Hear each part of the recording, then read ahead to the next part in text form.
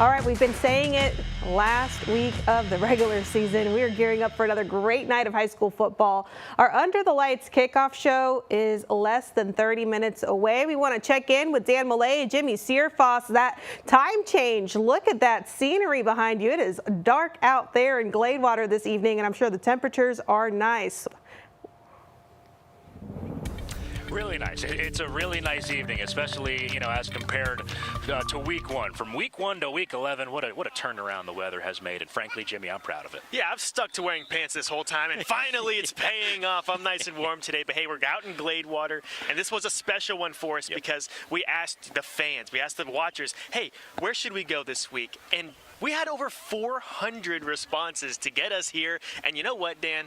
I didn't realize that the Sun was a Gladewater fan, too. Did you see the orange sunset? Yeah, beautiful. Coming on here to Jack V. Beautiful. Murphy Bears Stadium. Guys, this is one of the best stadiums in East Texas. And how could you not be a Gladewater fan with the season they've put together? Yeah, for real, Jimmy. Like you said, one of the best stadiums in East Texas and one of the best stories in East Texas. Obviously, last couple of years for the Bears have been bumpy. First year here under new head coach Jermaine Lewis. They're 8-1.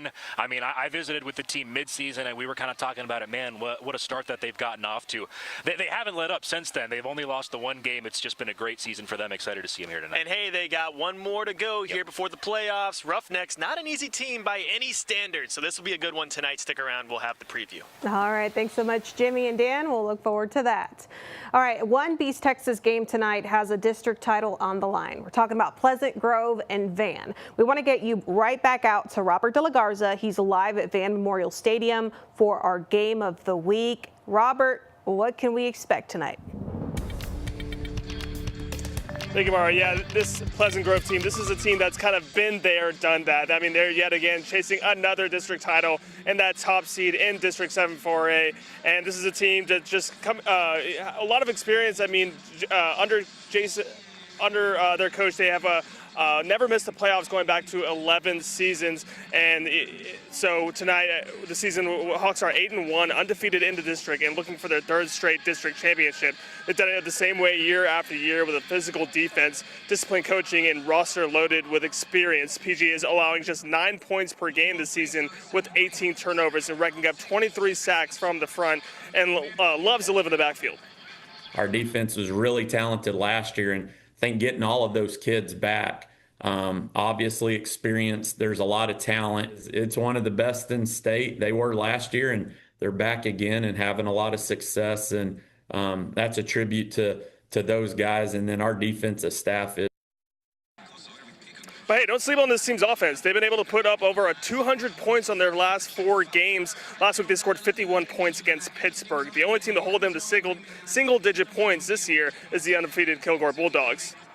And right now the Hawks are favorited going into this game, and that's just because they do everything right on both sides of the field. They're just so well coached under Hawks coach Josh Gibson. But going back to their last, the Hawks have yet to lose a away game. They're perfect on the road, but those Vandals here have never lost a game going back to 2023 here at Van Memorial Stadium. So something's got to give, right, Mara? Oh, yes. We'll be interested to see what happens this evening. Thanks so much, Robert. All right, we want to get over to Jesus Martinez. The Cayuga Wildcats heading out on the road to take on the undefeated Frankston Indians in a matchup that promises fireworks. Jesus, you're in Frankston. What can we expect tonight?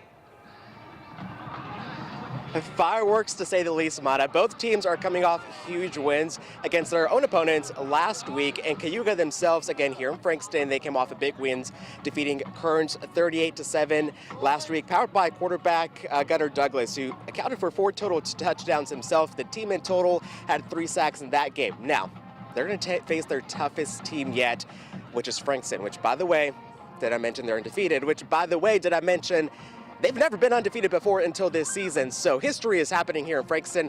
It is also senior night here in Frankston as well. But hey, let me tell you, Frankston, they rolled past Crossroads last week, 63-0, and they have remained 9-0. Last year, the Indians also handled Cayuga with a 35-12 win. So the Wildcats, they have their work cut out for them this time around.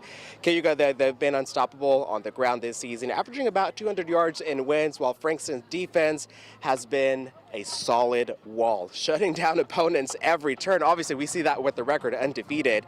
That last matchup between the two saw the Indians take control early, but Cayuga riding a 2-game winning streak. So we'll see if they have enough, if Cayuga will have enough to avenge from last year's loss, or if Frankston is just going to keep on rolling and make it 10-0 this season. Cayuga still has one more regular season game next week, though. Frankston, this is their last regular season. Of course, senior night, making it all that much more special. Mara. All right, thanks so much, Jesus. And don't forget, you can watch all of our Under the Lights pregame show action. That is at 6:30, just 20 minutes away, live. And then at 10 o'clock, we go all in for 1 hour, showing highlights and interviews from across East Texas. You already know we're all over the place. You can catch that on air and exclusively on CBS 19's Plus.